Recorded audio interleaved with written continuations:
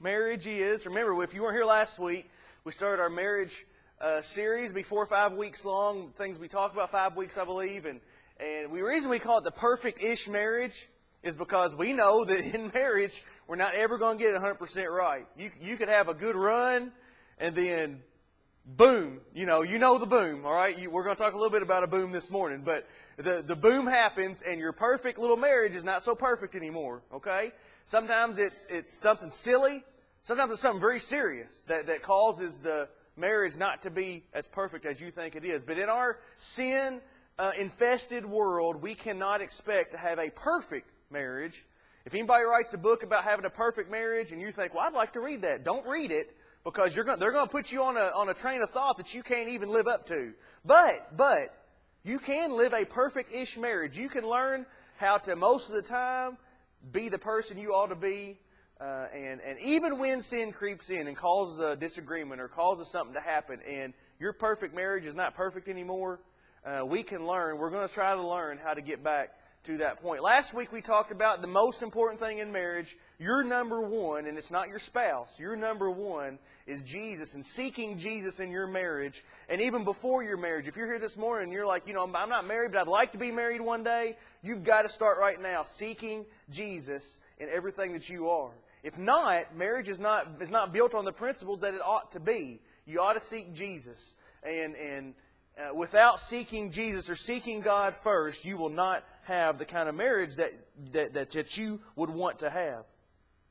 This morning we're going to talk about one of the things in marriage that probably, I would say, plague all of us at some point, and that is the dreaded fight.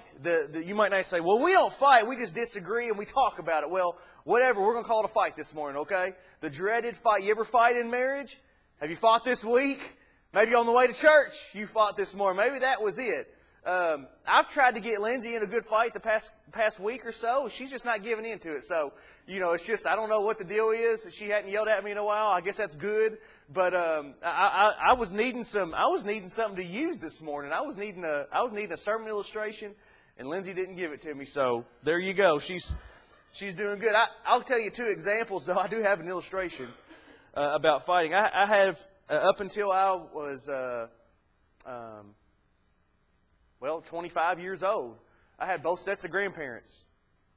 Both of them. Both sets. All 4 of them. I had both sets of grandparents. And I have one set of grandparents that I never saw fight. They never disagreed. I never heard them say a bad word to one another. They never fought. Now, did they disagree at some point? Yeah, probably so. I just never saw it. Did they maybe raise their voice at some point? I don't know. I never saw it. But I had one set like that this never seemed to be a problem for. Now, they probably had other things in their marriage that probably were stumbling blocks for them, but it seemed like the disagreements or the fight was never there. You're thinking, well, that's not my marriage, because here's my other set of grandparents. I've got my other set of grandparents who I can remember thinking, I don't even know how they're still married. I mean, the fights would get that bad, and it wasn't just one or the other. One would start, and then the other would mouth back off. They're both smart aleck as all get out, probably where I get some of it. But they're both like that. They both go back and forth at each other. One of them's not going to give an inch on the other. And eventually, they just get tired of it and stop. But I've heard them say hurtful things to each other. I've heard them say words to each other that I wouldn't tell my dog to. It is really bad. But I have the 2 opposite ends of the spectrum when it comes to marriage and disagreements and the fights that we have. I've seen both sides in my family. Both sets are there. All couples disagree, though. All couples fight. Again, if you want to call it a disagreement and you talk about it, that's fine. But we're going to call it most of the time this morning a fight. All couples do it. Healthy couples, godly couples, couples that seek God first, and we're going to see more about what that is this morning. Healthy couples fight clean. Unhealthy couples fight dirty. Healthy couples work towards restoration in their fights. They disagree, but they're working towards an agreement. Unhealthy couples, each spouse presses for victory instead of trying to get to a resolution that will help both of them.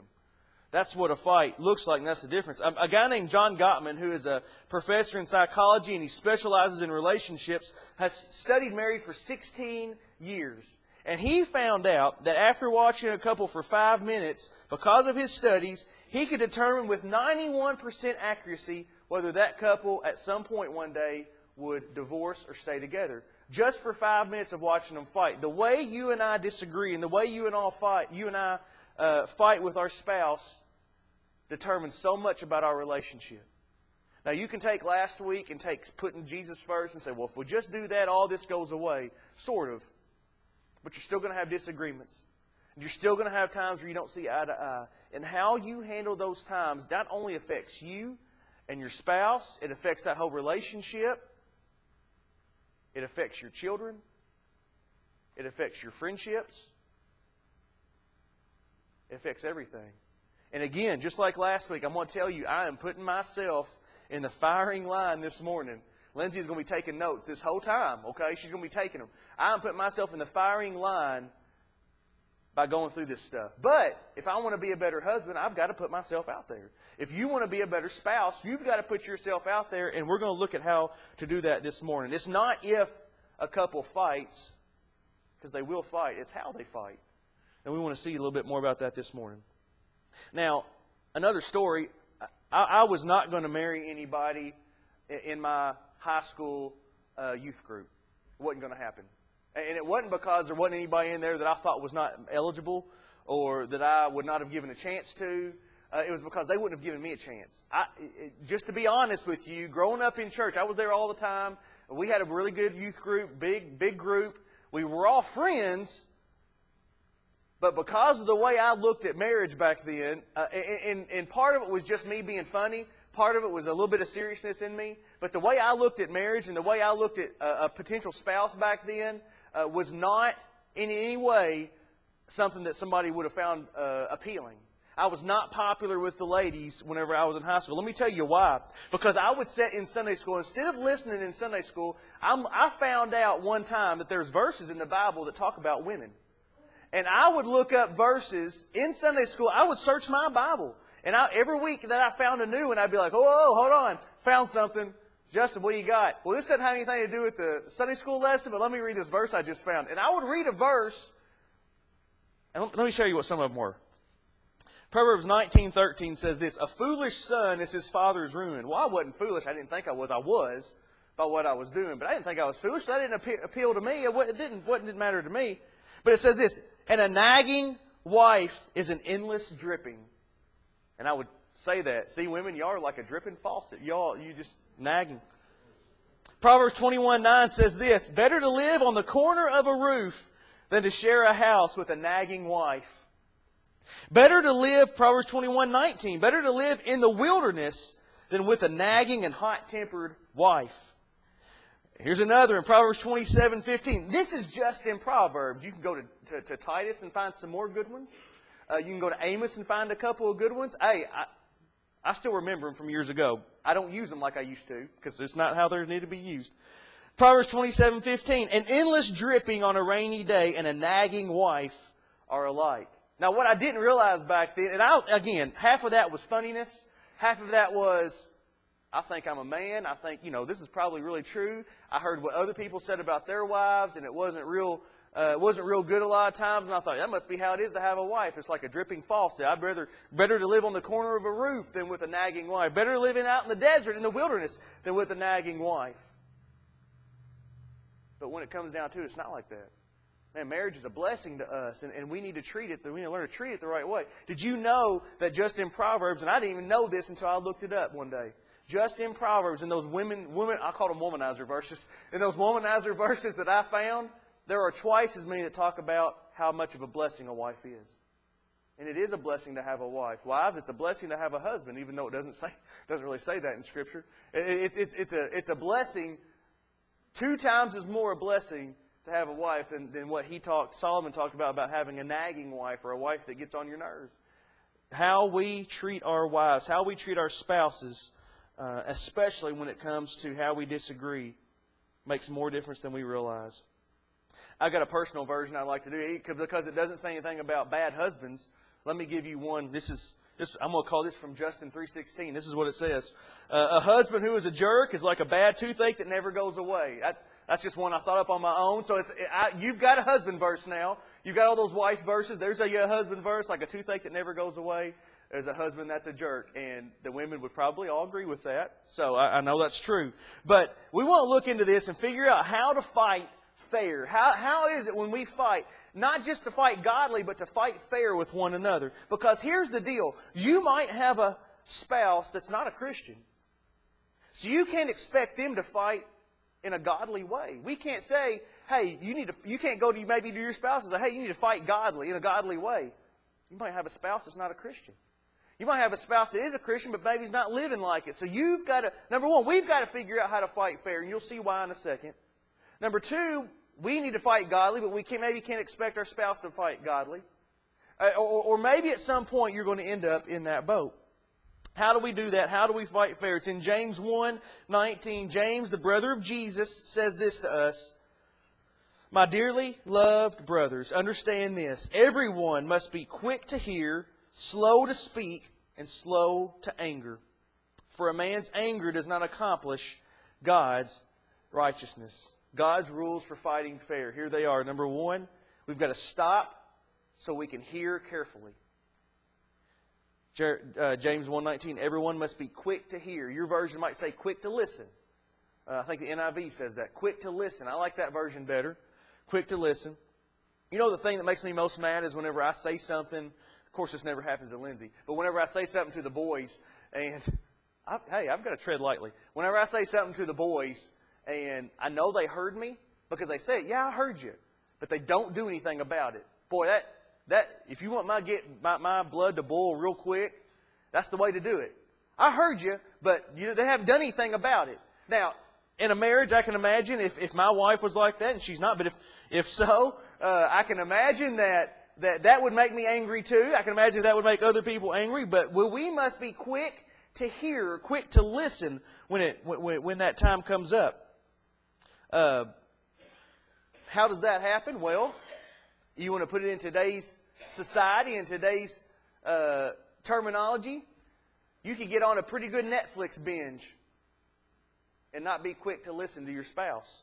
How does that usually work out? Doesn't work out real well, does it? You could have your favorite episode of Gunsmoke on and not listen to your spouse when they say something. And then what happens? There's the boom, right? The boom comes up. You could be so mad about something that happened at work that you're texting to somebody else at work about it, and you're just in this conversation, and your husband or wife saying something to you, but you're not listening. You hear, but you're not listening. It's going in one ear and out the other, and you're just intent on getting this thing settled. And then what happens? The boom. Because you've not been quick to hear. You've not stopped to hear carefully. Like I said, the NIV says be quick to listen. Hearing is not enough. You can hear somebody, but until you listen to it, you must slow down to be able to listen. Guys are bad about this. I promise you guys are probably, I would say maybe the worst about it, but I don't know. I've only been a guy in my life, so I don't know what it's like to be a woman. But guys are bad about this. If I had stopped, I thought about this. If I had stopped to listen to my wife, and not just hear her, but stop to listen to my wife, I would have stopped a lot of fights before they were started. And I'm not talking about Justin, pick up your underwear, or Justin, do this, or Justin, do that. I'm talking about my wife saying, we need to spend more time together. Hey, we need to watch how we talk in front of the boys. Hey, we need to do this more. We need to do that more. Hey, I don't feel like you give me enough attention. Whatever those things are that she might say to me, if I would have listened to those and stopped and listened, instead of just hear her and go, everything will work itself out, I would have stopped a bunch of fights before they happened. A bunch of them. We have to be quick to hear, quick to listen. Stop to hear carefully. Proverbs 18:2 says this, a fool does not delight in understanding. In other words, you hear something, but you don't do anything about it. You don't understand it, so you don't do anything about it. But only wants to show off his opinions. I know I heard this from my spouse, but this is probably the better way to do things. My opinion is, but no, that's not what your spouse is saying. No, my opinion is to do this. And when you go on your opinion that's opposite of what your spouse's opinion is, there's the boom. Here comes the boom, right? There it is. We've got to be quick to listen, quick to hear. Listen and hear carefully. Maybe you have to try harder to understand. Maybe you tell your spouse, listen, I heard what you said. I want to understand what you want me to do. Explain that. Maybe that's what it takes. Maybe you're not. Some people you say, well, I understand what you're saying. I got you, I understand. Maybe you don't understand. Maybe you're like, hey, my husband said this to me. I don't get what he really means by this. Well, tell him that. Hey, I hear what you're saying. I want to understand that. I want to be better. Help me out on that. I want to know why you feel this way. I want to know what I can do to do better. Be quick to listen, quick to hear. Maybe repeat back what the person says. That's another technique of hearing things and listening better, is to repeat back what people say. One of the things I'm bad at is names, and they tell me that if you repeat back somebody's name when you meet them, and then you repeat it in your head as they're talking to you, you're going to remember their name better. I've never tried that. I'm hard-headed, I guess. I've never really tried that. So I don't know if it works, but I assume it does because people tell you to do it. I heard another person say you have 2 ears and 1 mouth. You know what that means? You should listen twice as much as what you speak. I would say you should listen a lot more than twice as much than what you speak. Listen carefully. Listen carefully. You're going to end a lot of fights before they even start if you would listen carefully. That's the first rule for fighting fair. Second rule for fighting fair is this. James 1:19 says, everyone must be quick to hear, slow to speak. Second one is this, slow to speak. Speak slowly. Now, that doesn't mean this. You don't go up and say, Lindsay, I told you to. No, because you're going to get smacked then, okay? If you're a husband, you're going to get smacked, okay? Or you're going to get something taken away, your allowance is going to get taken away, or something, something's going to happen. You don't talk to them like they're a 2-year-old, or like they don't understand English. You don't talk to them like that. No, to be slow to speak means when there's going to be a time where it's time to speak in a disagreement, in a fight. There's going to be a time when it's time for you to speak. Yes, listening is important. Listening double, triple, quadruple the time that you're speaking is important, but there's got to be a time where you open your mouth and speak. There's got to be a time. And when you do that, you've got to take that very carefully, very slowly. You've got to think about what's going to come out of that mouth before it ever comes out of that mouth. When it's time to open your mouth, do it carefully. Proverbs 21:23, the New Living Translation, will be up here. It says this, watch your tongue and keep your mouth shut, and you will stay out of trouble. How true is that? That's exactly how it ought to be. I ought to put that on my forehead so that I remember that every time I look in a mirror, which I don't look in a mirror much, so I ought to put it somewhere else. Put it somewhere. That verse ought to be somewhere that I see it every time. Keep your mouth shut, and you will stay out of trouble. There's no truer words for a husband or a wife than those right there. So what should you do when it's time to speak? What should you do? I think you ought to ask yourself a couple questions. Number one, you ought to ask yourself, should I say what I'm thinking about saying? That ought to be the first thing. And then you might say, well, yeah, I need to say that. It needs to come out. The second one ought to be this, is now the right time to say what I should be saying? Because just because it should be said doesn't mean right now is the right time to say it, right? I've told you this before. The right time, the right thing at the wrong time is still wrong. It goes the same way in a disagreement in marriage or with anybody else, but especially in marriage. How you speak and when you speak and the words that you use are so incredibly important in our marriage. Some things are just better left not said or not discussed until a pretty tense time or a non-conflict time has come. Till that pretty tense time is over with, or you're in a time where you're better, non-conflict, you might say, hey, you know what? I've been meaning to say something to you. Can we talk about something? Because you might start another conflict, but it's not going to add on to the one you had, right? You know how it gets. You get into a conflict together, you say something you shouldn't, they say something they shouldn't, and it's like this. You're ready to bump heads. And then you add something else on top of it. You're like, yeah, well. And then you add something else. It's not the time. It's not the time. You might need to say it, but it's not the time. You might wait till the next day or the next week or the next month. Whenever you need to wait, you might need to wait. And then it's time.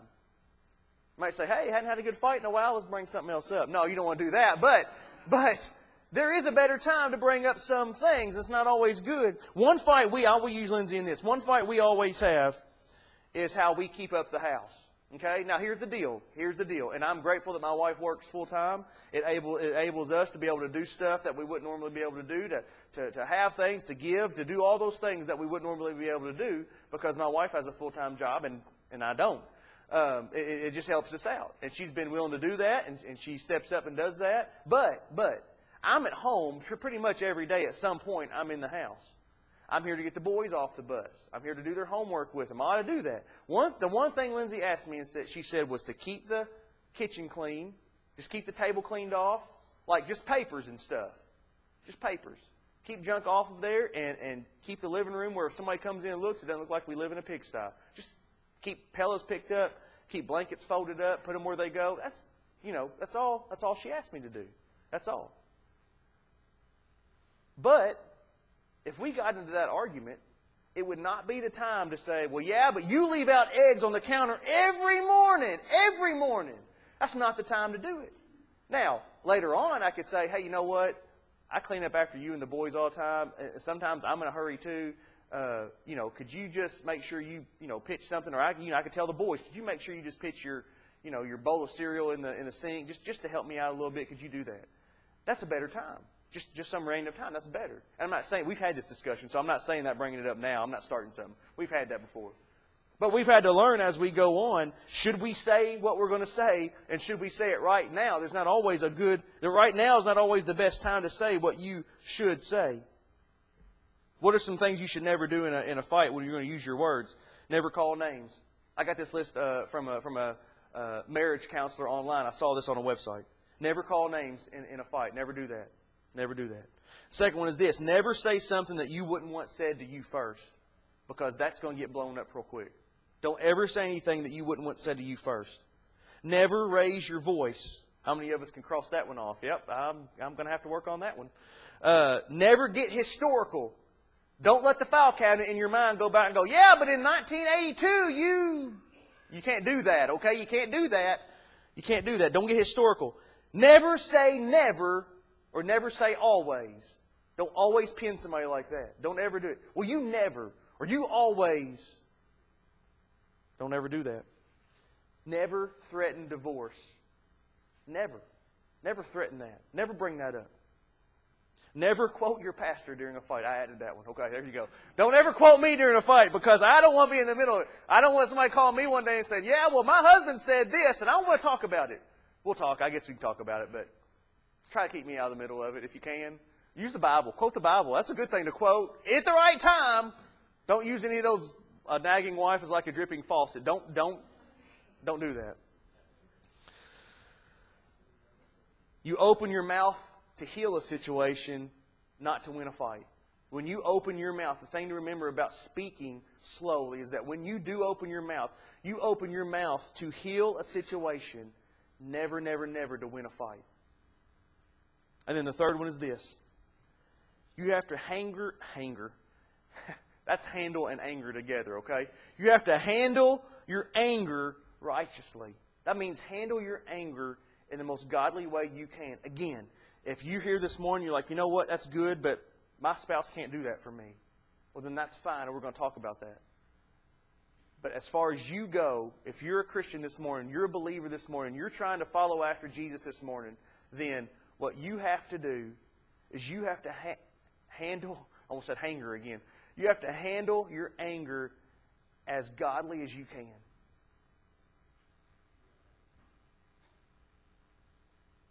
Everyone must be quick to hear, slow to speak, and what? Slow to anger.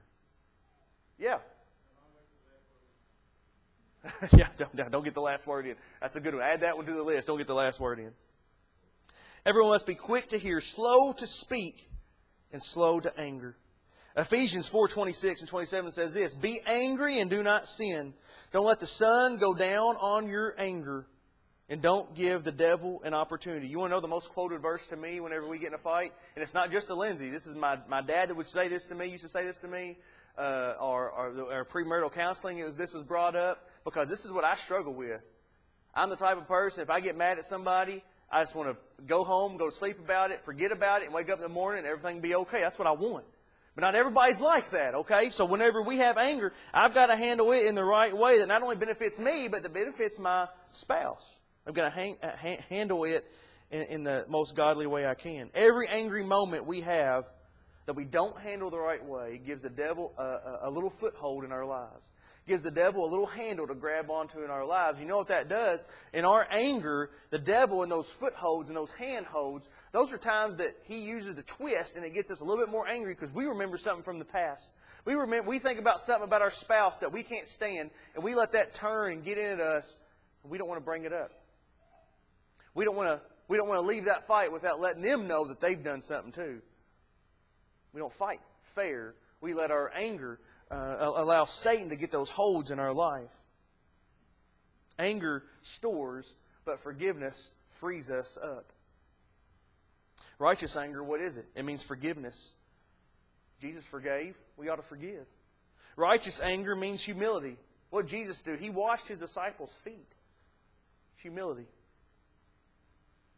Righteous anger means encouragement. We ought to encourage each other instead of being angry at each other.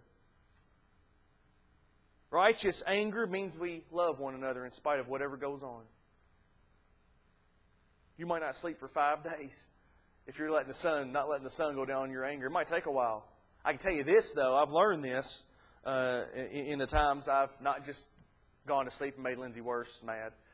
I've learned this, that the later you get into the night, the softer your heart gets. Okay? If you'll just stay awake, you usually don't have to wait till the morning working through something. I mean, maybe sometimes you do. Usually you're not waiting until the sun comes up and you're still working on something. Usually, I know for me, anytime past 9 o'clock, my heart gets a little softer after that, okay? You get close to 11, 12, 1 o'clock, I'm going to get real compassionate and real soft-hearted real quick to get something settled. You know, that's just how I get. That's how it goes. The longer you go in discussion, the longer you realize, you know what, God's given me a gift here. God has blessed me with a spouse. God has given me this. I got to get things right. Whatever it takes, whatever it means for me, my anger's got to go aside, and I've got to love this person no matter what. And you will do whatever it takes to get those things right. And I believe Paul knew that when he said, "Don't let the sun go down in your anger." He knew it wasn't gonna take that long. Once you get into the night, and the more you discuss, you're going to get wore down. You're going to get wore down, and it's for a good reason. It's for a good reason that you be able to resolve stuff. Be quick to listen, slow to speak, and slow to anger. The 3 biggies of fighting fair. Now, what are some signs you aren't fighting fair? We're going to look at this and we'll be done. Maybe it's something as silly as socks being on the floor that you didn't pick up. Maybe you put the dishes in the dishwasher the wrong way and it caused something. Maybe it's more important than that. Maybe you cheated. Maybe you were caught engulfed in pornography. Maybe you lied to your spouse. When those fights come up, whether it's something as silly as socks being on the floor or something as important as you being ungodly to your spouse, what are some signs that we aren't fighting fair? Number 1, we can't criticize. That's complaining about somebody. This is probably one that comes up. You get in the car, you get ready to go somewhere, and you're like, empty your gas. The stinking gas lights on. Here we live in Smith Mills, and I've got to drive 10 miles just to get gas. I don't even know if I got that much. It won't even show me how much. It just says low fuel. It doesn't even show me how many miles I got left till empty. You never put gas in it. Or maybe it's just you're always late. You're always criticizing somebody. You can't criticize. You can't criticize, guys. Number 2, you can't have contempt. That means you're just disgusted with somebody. It means you use sarcasm. Maybe you roll your eyes. Maybe you mock another person. You can't do that. You can't make somebody feel like they're treated like a dog. You can't do that. You can't have contempt for somebody that you love. You can't be defensive. You can't turn it around and say, well, it's not me. It's all your fault. That's defensive. You can't have no response for yourself but point everything to somebody else. You can't be in the middle of a fight and go, you know what, none of that's my fault, but it's all your fault. Let me give you a list of reasons why. No, sometimes you just need to man up or woman up and say, yeah, you know what, I got some things going on. I'm messed up. I got to figure some things out. Don't ever get defensive. And the last one, and we'll call it this, stonewall. Don't ever stonewall somebody. Don't ever put up a wall in front of somebody, especially your spouse. Don't ever do that. Don't tune out somebody. Don't shut them down. This is 95% of men, I think, probably. But don't ever put that wall up in front of somebody that you say you love. Don't fight against each other. You need to fight against everything the enemy throws at you.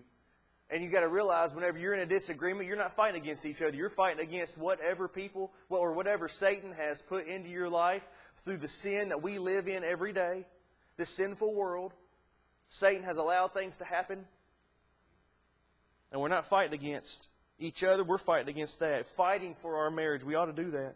We ought to be fighting for, whenever we're fighting, we ought to be fighting for our number one. That's seeking Jesus every day. We ought to be fighting for that. We also got to be fighting for our number two, our spouse. We've got to be fighting for that marriage. And the more we fight for number one, putting our life right with Jesus, the less we'll have to fight with number two, our spouse.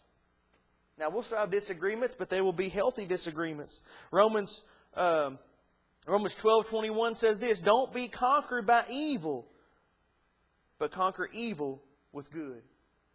One of the things I told Roger and Beth whenever we were in our premarital counseling is this, that every fight is an opportunity for ministry in your marriage. Do you realize that? You might say, I don't even know what that means, Justin. Let me explain.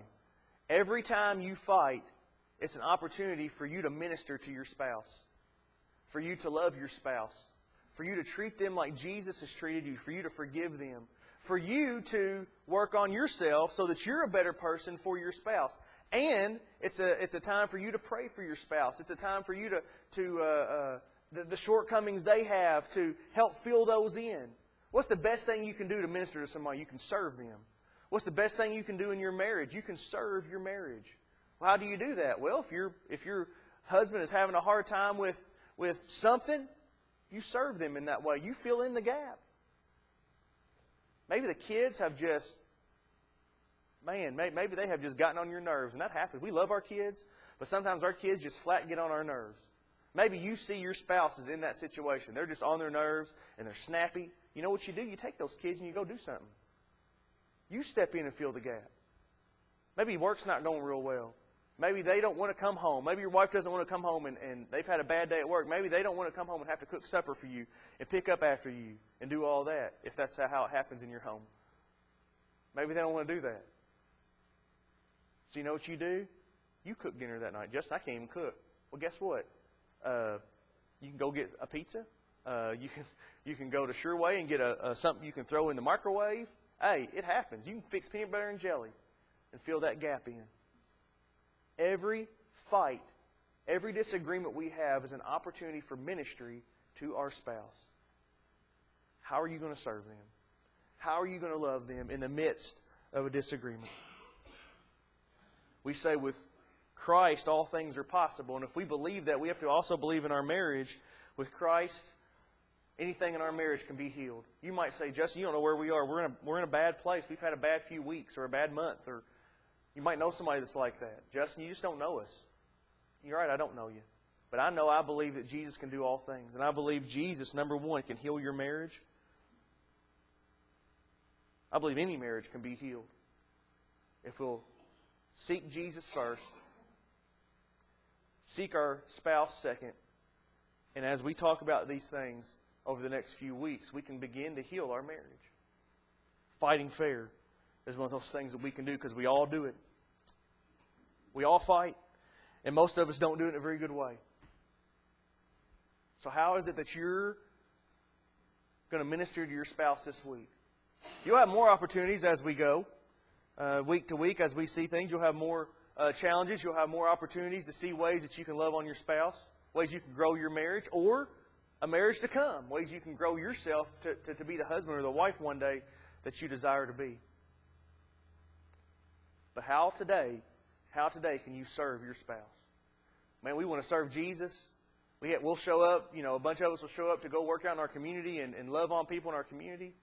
If somebody across the road asks you to weed eat the ditch for them, boy, you'll do it. Somebody asks you to carry something out, you'll do it. You see an old lady at Walmart struggling putting stuff in her cart, boy, you'll go over there and help her.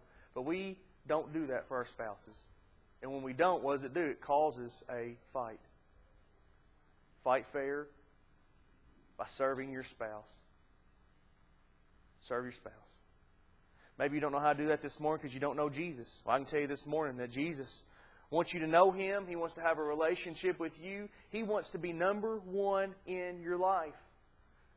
No spouse ought to be above that. Although we put our spouses above Jesus sometimes, no spouse ought to be above that. He ought to be number one. If you don't have Him as your number one this morning, you need to come down here and make that known. I'm going to tell you right now, we had somebody come in yesterday, ask if they could borrow the baptismal. A little church that doesn't have a baptistry, they wanted to come baptize somebody, and I let them come do it. Baptistry's full, man. If you need to be baptized this morning, you say, well, Justin, I follow Jesus, but I've never been baptized like Jesus was baptized, under the water and back up like I've seen done here. I've just never been baptized like that. I want to follow Jesus. I want to get this thing right in my marriage. I want to follow Jesus first. I want to do that.